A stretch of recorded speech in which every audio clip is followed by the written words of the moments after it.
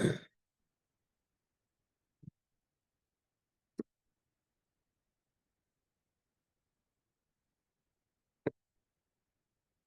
right, well, welcome everybody, everybody in the room and anybody online. This talk is called Making Research Data Management Easier. My name is Jeremy Kenyon. I'm a research librarian here at U of I. I've been here for about 16 years. I'm the library's liaison to the College of Natural Resources, and I worked with the U.S. Geological Survey for about 8 years on data management issues.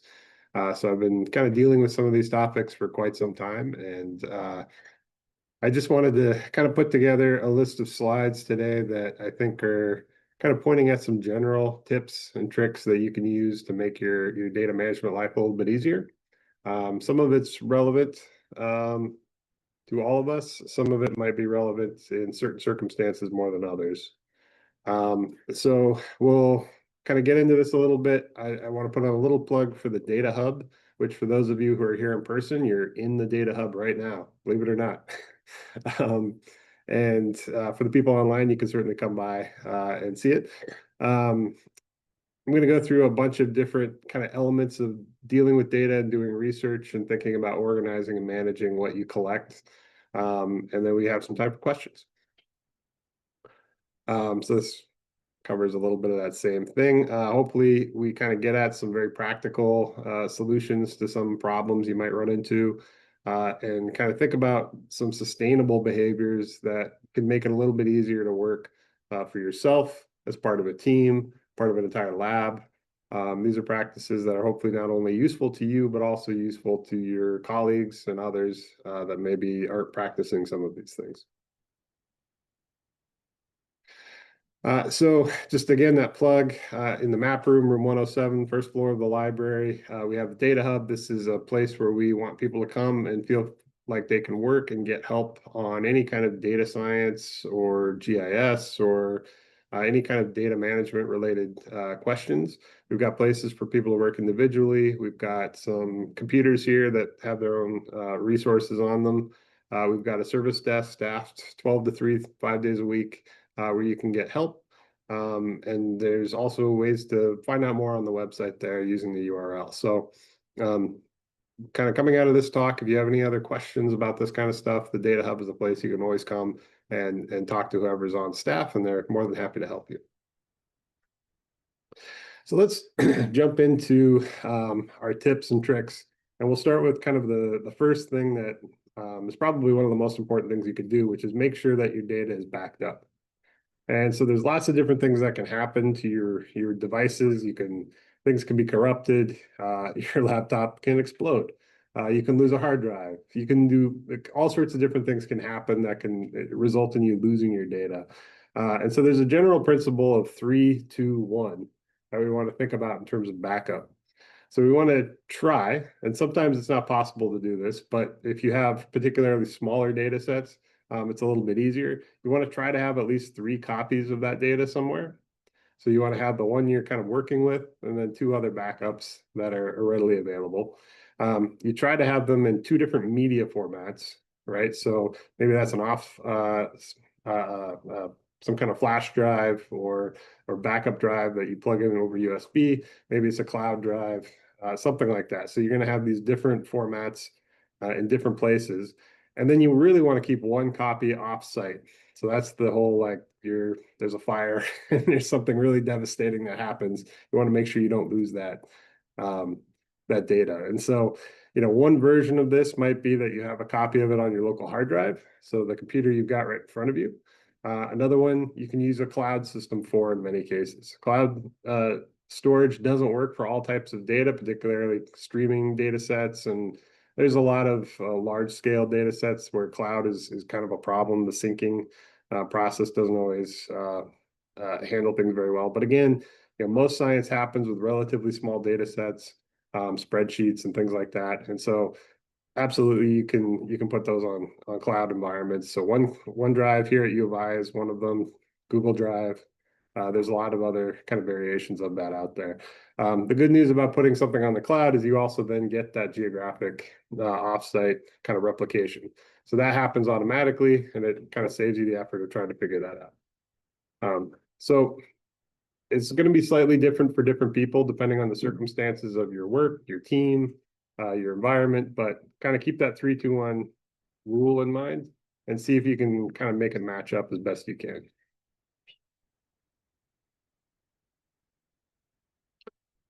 So the tip number 2 is often when you're doing research, you want to protect your raw data, and then you want to version your data as you go through your process of analysis. So the worst thing you could do is if you get a raw data set is to then immediately modify it, change it.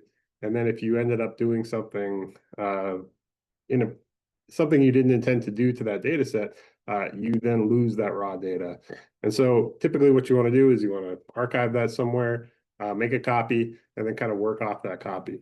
This flow chart that you're seeing on the screen here is showing kind of one possible way to visualize kind of working through data. So in this example, they've got 2 data sets, temperature and salinity. They're going into a process where they're moving it into R. That produces a combined data set. They go through another process where they clean it up. That produces a new data set. So each time they go through one of these processes, they're versioning kind of a new instance of the data. And this can be completely automated depending on what tools you're using. But it also makes sure that you always can go back to a checkpoint and see what you've done, fix what you've done, and you haven't lost anything. So if for some reason your summary statistics are wrong, you still have all of those previous data sets available and things that you can work in. So it's just one of those things to make sure you're thinking through, what your workflow is and how do you version your data to protect all the different versions of it, especially the raw initial data set. If you've got a really small data set, really easy kind of collection of files to work with, you can even do something as extreme as just copying an entire directory and just making archival versions of it. So you just copy the whole directory, give it a date, and just stick it there in your file folder somewhere. Then some point later on, make another copy, do the same. And so that way, again, you're going to have those checkpoints. Now, this doesn't, if you wanted to, you could use much more of a versioning system. So you could use GitHub or something like that to kind of do this in another way. But this is a very simple manual way that you can sort of recreate that workflow if you needed to, or if you want to.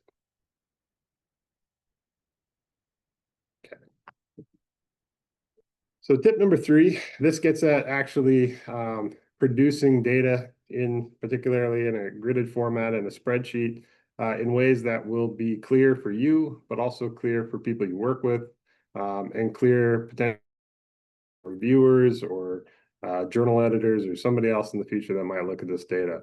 So one of the things you always want to do when possible is to use very clear and unambiguous data values. So if you're putting something in a cell, make sure it's exactly what it is that it needs to be.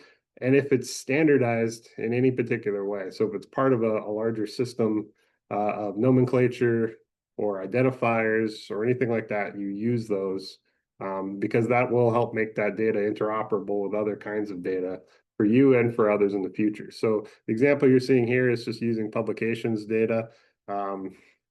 There's a few things that are fairly standardized here, like the ISSN number in the second column and the DOI number there.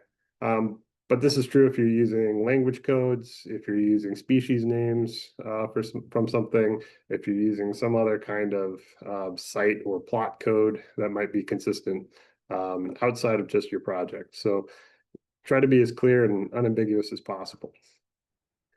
Along with that, you want to think about your variable names and what you call things in your spreadsheet. And so this is one example of kind of the differences that you could possibly have for a single kind of thing. Let me just ask the group here on that first one, max temp C. Why do you think we want to avoid that last column, maximum temp degrees Celsius? What are some reasons why that might be considered a bad variable name?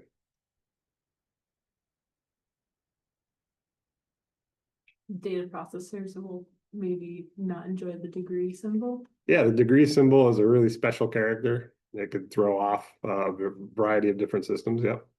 Anything else?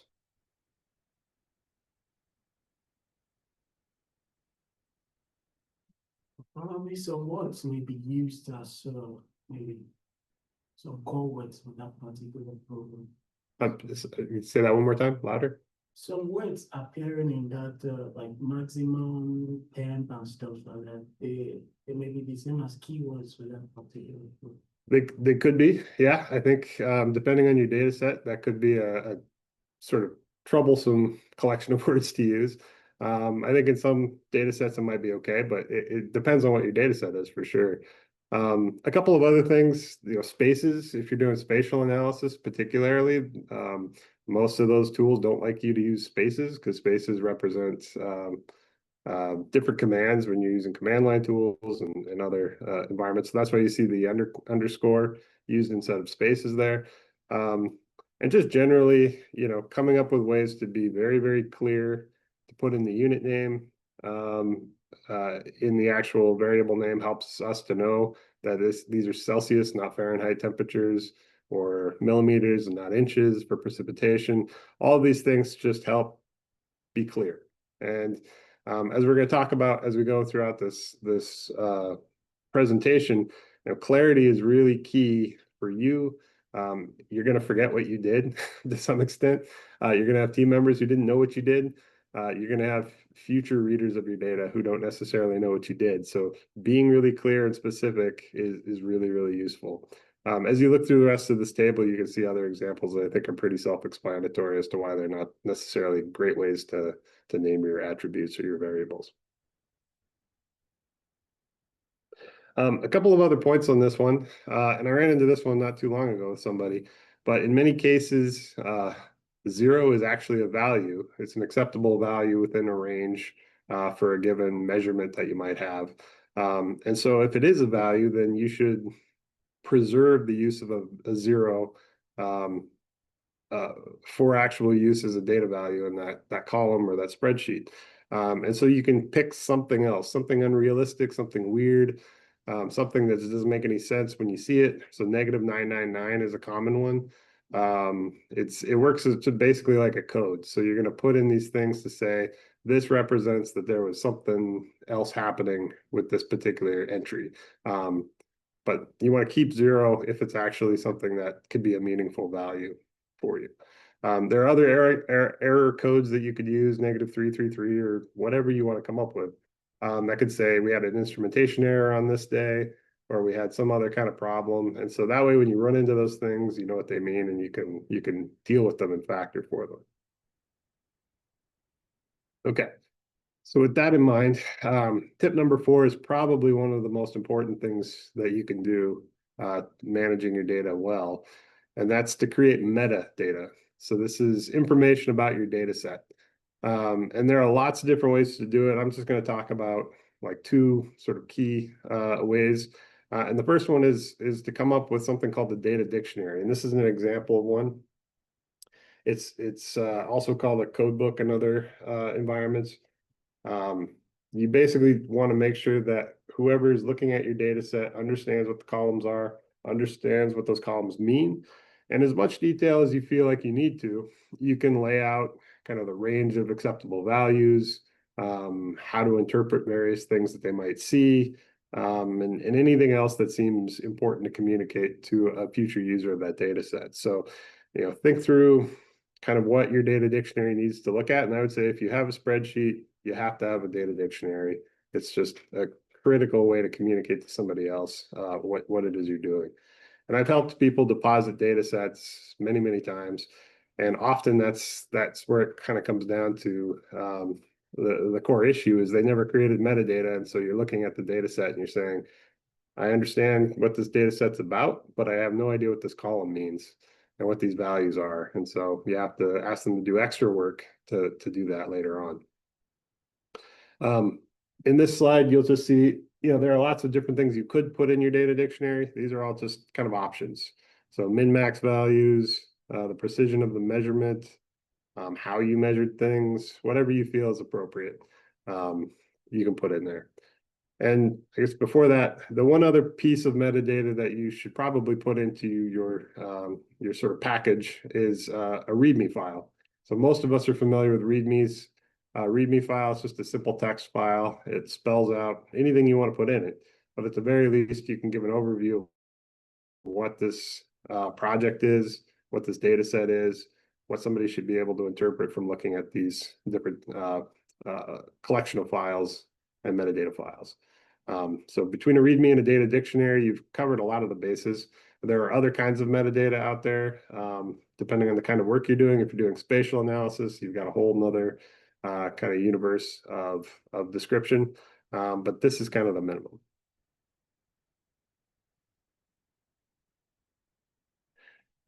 So something else to talk about, and I think in the days of before R, this is more of a conversation. Now I think people are getting better about it.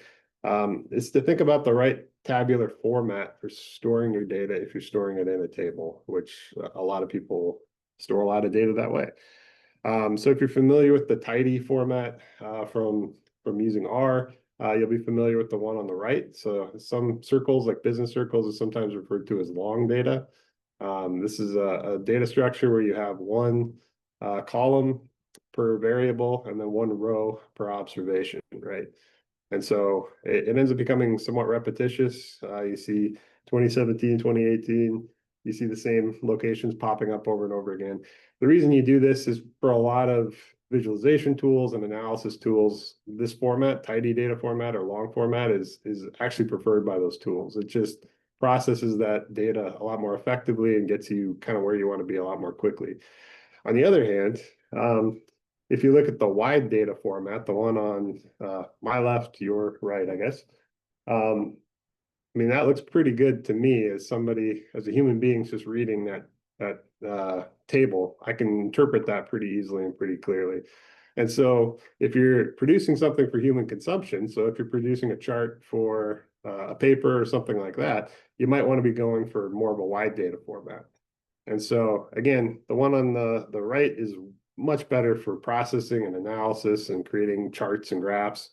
On the other hand, if you're just producing tables for human beings to read, the one on the left might be more effective. So think through that a little bit, because you can swap back and forth using, I used R and Python here to kind of gather and spread, pivot and melt the two tables into each other in different ways, but it can be a little bit of a pain to have to do that. And so just thinking a little bit ahead of time about what you're trying to do can help you out. If I'm collecting data with the intention of the next step being to process it, I'm probably going to go with tidy, long data format first. So.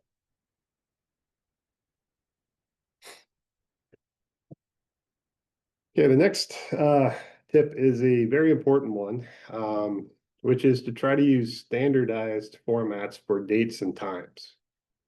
So the visualization there, the picture you see is all the different ways that you can do it in Microsoft Excel and all the different ways it likes to interpret the things you put in as dates and times. And that's really wildly inconsistent and difficult to deal with. And the thing is, if you take the spreadsheet and you put it into some tool, it might not have any idea what it is in that column or in that cell. And so there's an international standard for dates and times. It's called ISO 8601. And any of you who've kind of worked with instruments, the instruments probably produce date time formats in this way. If you do it manually, I would recommend you just adopt this format. And part of the reason is, most tools that are out there are built to understand ISO 8601. So this includes Excel, includes R, includes Python and Pandas and all these other tools. If you have this in one of your columns as your date and time, it will know exactly that it's a data object and it'll know what it can do with that. So it makes it easier to say, give me the month across this data set, and it knows exactly how to find the month. So it cleans everything up a little bit more easily and makes it easier to work with.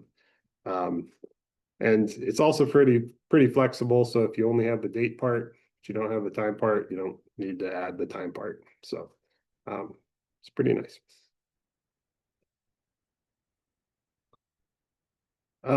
There is sometimes I've had questions about managing audio files specifically. So always want to just sort of touch on that a little bit. Whenever kind of managing the data itself, you want to use uncompressed files as much as possible. And then only when you get to the point where you're really sharing it with other people, then do you want to deal with more compressed formats. So the uncompressed allows you to maintain a sort of pure version of the sound in the audio file. But compression helps to be able to pass it around much more easily. It's a lot smaller file that way. Always make sure you have some kind of metadata for the audio file, depending on what it is that you're capturing. Again, a README file would work effectively for this in most cases. If you can, keep linked transcripts. I think increasingly, if it's a formal publication of some sort, there's accessibility standards that may actually require you to have transcripts. In a kind of research data format, I think you're off the hook a little bit for that. Try to think through the 3-2-1 backup as well.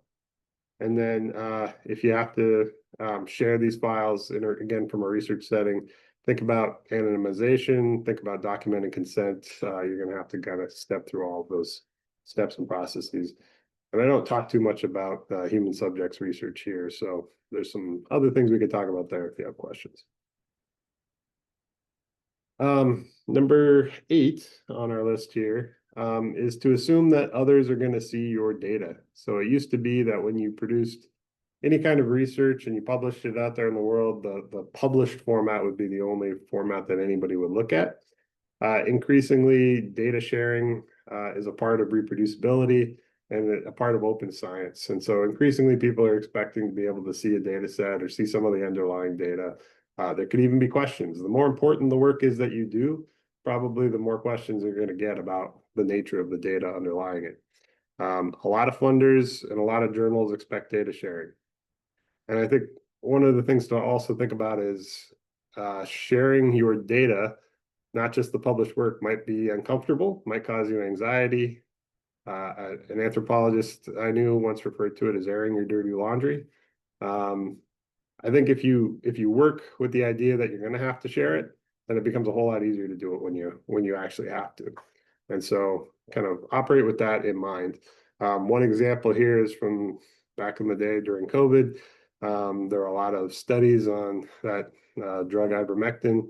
And here was a case where basically they were challenged publicly to share their data in order to prove their results. And so this is the kind of thing where, again, if you're doing important work at an important time, sharing your data become increasingly important.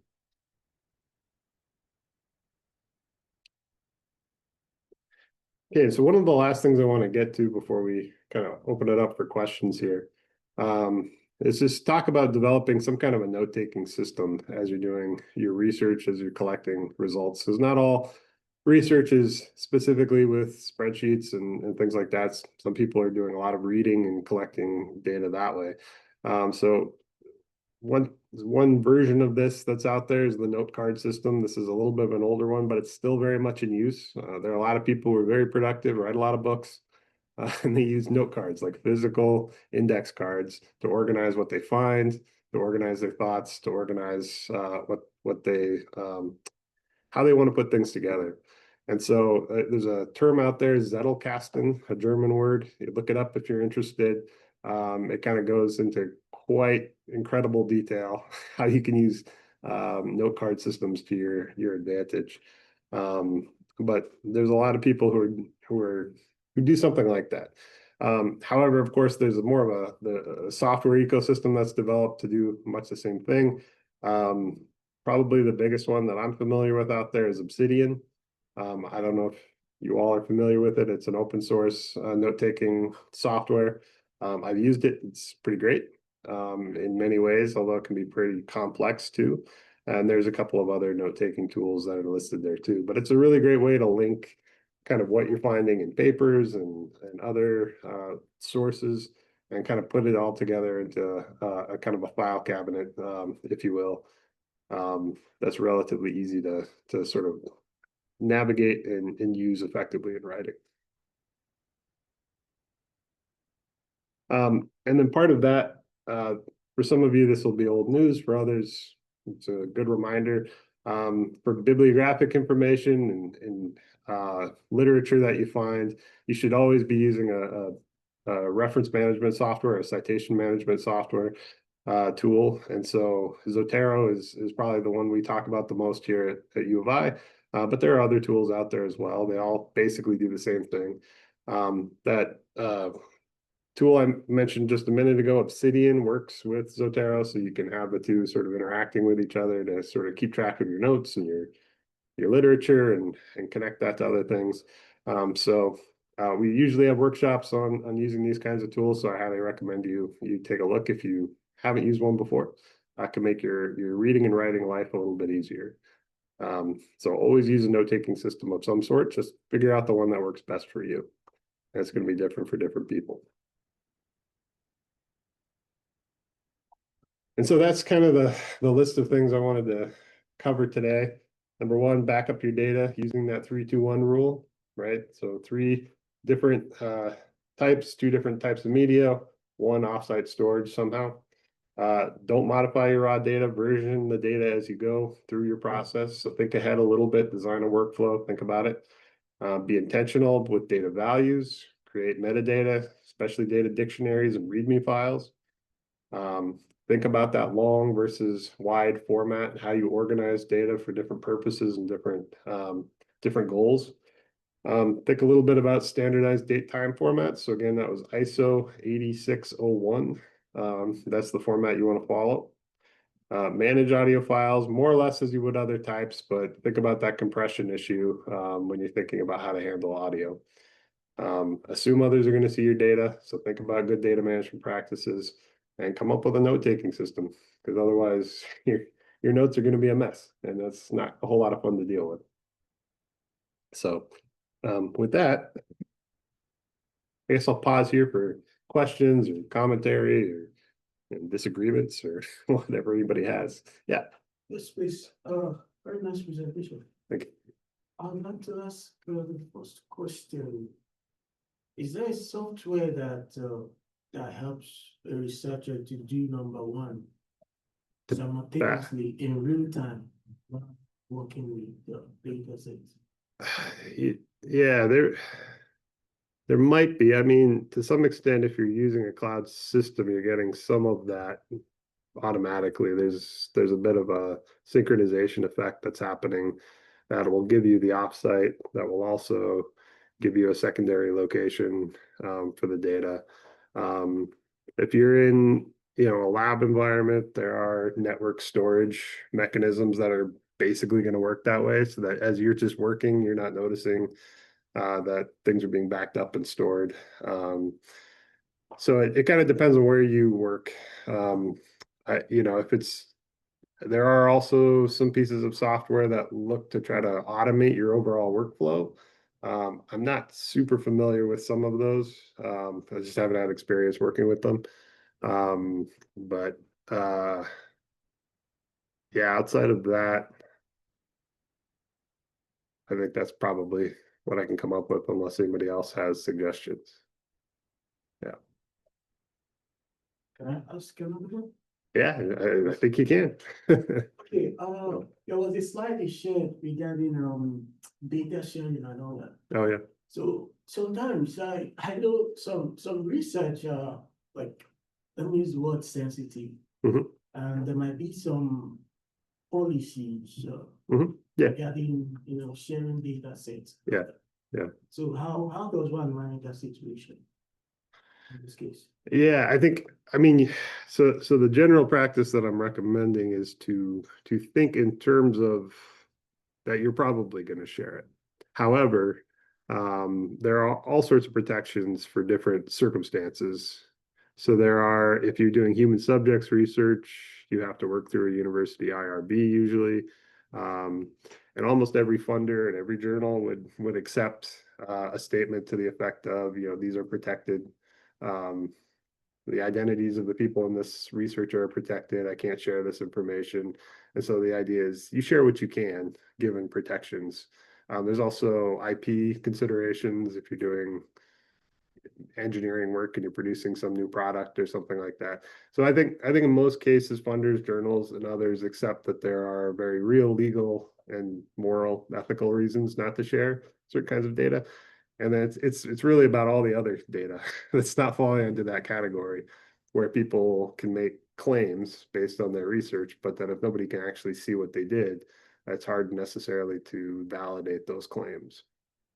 And we have you can Google replication crisis if you'd like to find out about the sort of years and years and years in which studies have been produced. And then when people go back and try to replicate those studies, they find that they actually can't. They can't come to the same conclusions those original researchers did. And so that's leading to this need to say, can we share our data? Can people be able to see kind of under the hood a little bit, see what's going on? So there are very real ways to protect things that need to be protected. And I think everybody accepts that. So, yeah. Going off that question, like Yep. what part of the data is expected to be shared? Like say have data from multiple different sources. Uh-huh. And then like go through multiple renditions, cleaning and combining and things like that. Yeah. What parts? And also like, I know someone who just published and she just puts like a link to the GitHub account. Yep, yep. And have that, but like, for example, some of my code in my GitHub that I upload, to my private GitHub, like it might say like, okay, this is what ChatGPT recommended. I don't really want to do that. Yeah. Or something. So like, what is that? Can you go into more of what that meant? Like, please? Yeah, most funders, from what I've seen, and I help a lot of people with their data management plans, most funders don't require you to actually share raw data. They usually want some version that's been processed a little bit. The idea is usually if you put a paper out there in the world and you say, we found X, Y, and Z, it's could somebody look at some version of your data that helps support why you claimed X, Y, and Z. And so at the bare minimum, it's enough processed information that helps somebody understand the results they're seeing in your paper. There are some people, yeah, who it's like, this is all fine. I don't care if the whole world sees all of it. So I'll just put a link to the GitHub repo. I have all the versions of my data there. Here's all the code. They can see the whole mess. That's fine. So and then there are types of data that are just too big to share easily. They're terabyte sized, climate data sets or something like that, where you just have to kind of say, contact the researcher if you want to see this data more. And so there are versions of that too, where for very good reason, you have to sort of put those kinds of data use limitations on access. I think generally what we're trying to do, I say we in a very, very collective sense, is encourage people towards more data sharing rather than less. And so as long as you're kind of moving in that direction, you're usually doing a pretty good job.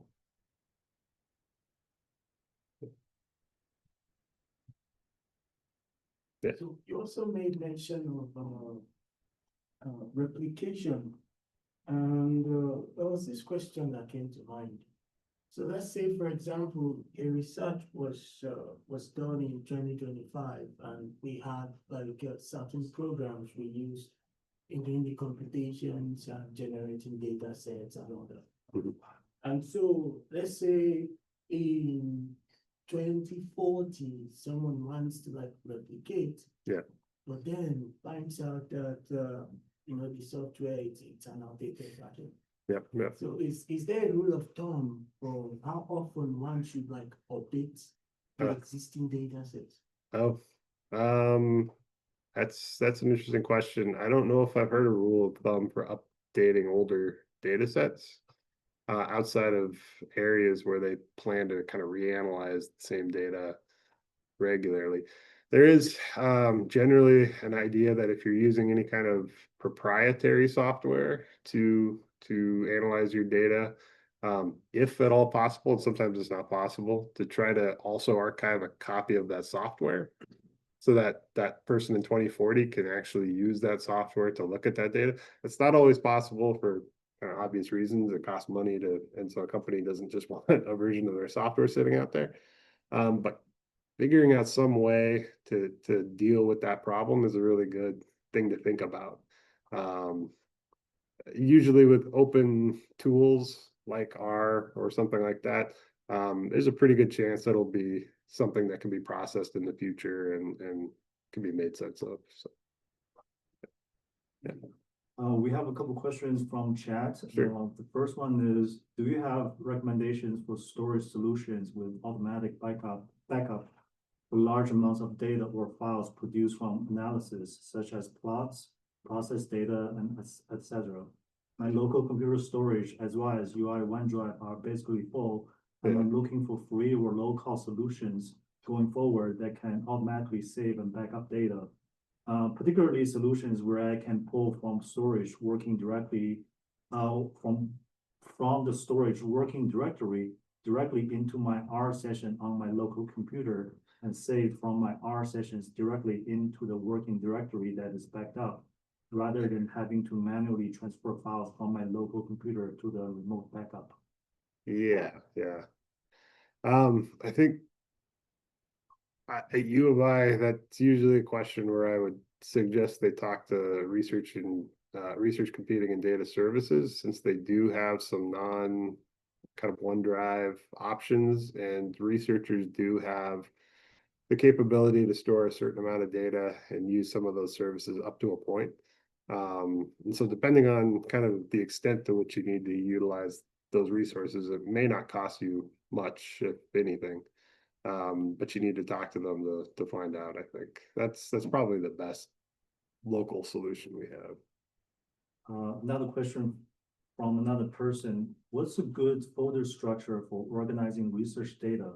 Like, how should I organize my folders and subfolders? Yeah. Is there a standard way? I tend to dump everything in one folder, things gets messy. Yeah, yeah. I don't think there is a standard way. I've been asked this question a number of times in the future or in the past. It's almost always a question of what is the nature of the research you're doing, because you can create a folder structure that's really specific to what you're dealing with. So if you have lots of different geographic sites, that might be a way to structure it. If your project has different phases, you may want to separate them out phase by phase. Sometimes they're sort of thematically or topically differentiated. So you've got, again, I'm going to go to environmental stuff here. You've got like a temperature folder, and then you've got kind of soil analysis folder, and you've got another one over here.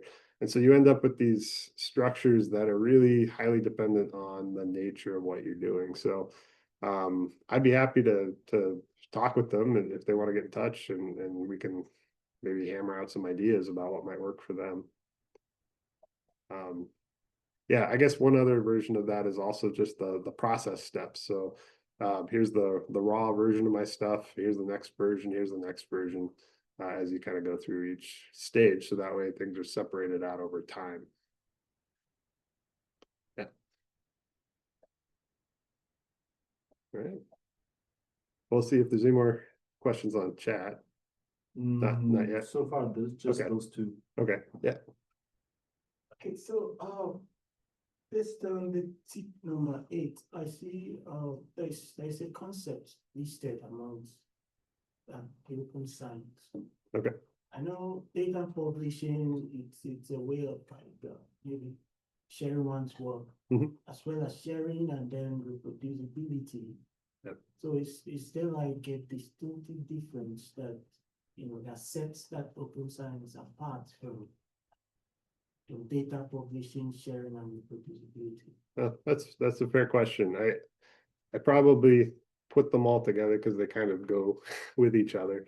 But yeah, open science is really the idea that we are trying to create a version of science that operates with fewer barriers, particularly barriers where you have to pay for things, or where you have to ask sort of excessively for access to things.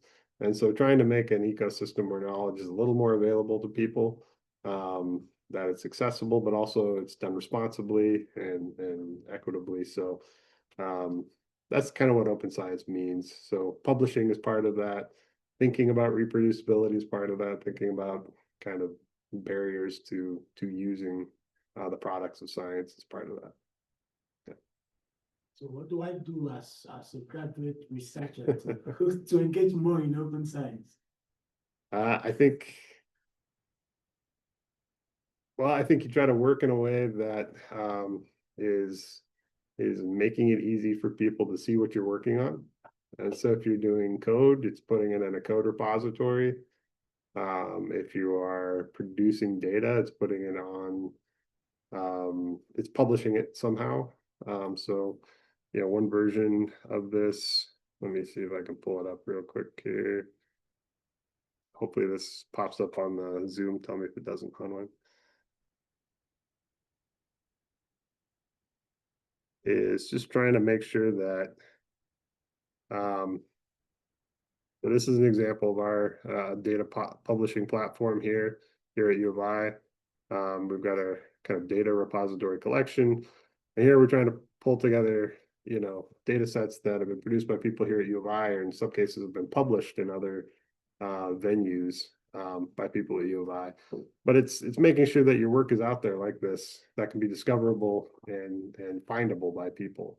So you're not just a mysterious kind of author name on a paper, but your work is out there, it's findable, it's usable. That's to me a bit of what open science is. Yeah. Any other questions?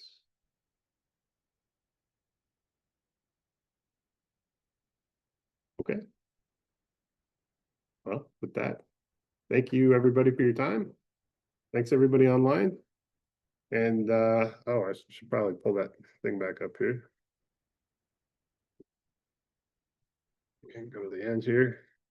There are 2 more workshops in the series coming up. One on Git and GitHub. If you have questions about that, check it out. And then also one on generative AI research. I think there might be more after that, but at least those 2. And feel free to get in touch if you have any questions in the future.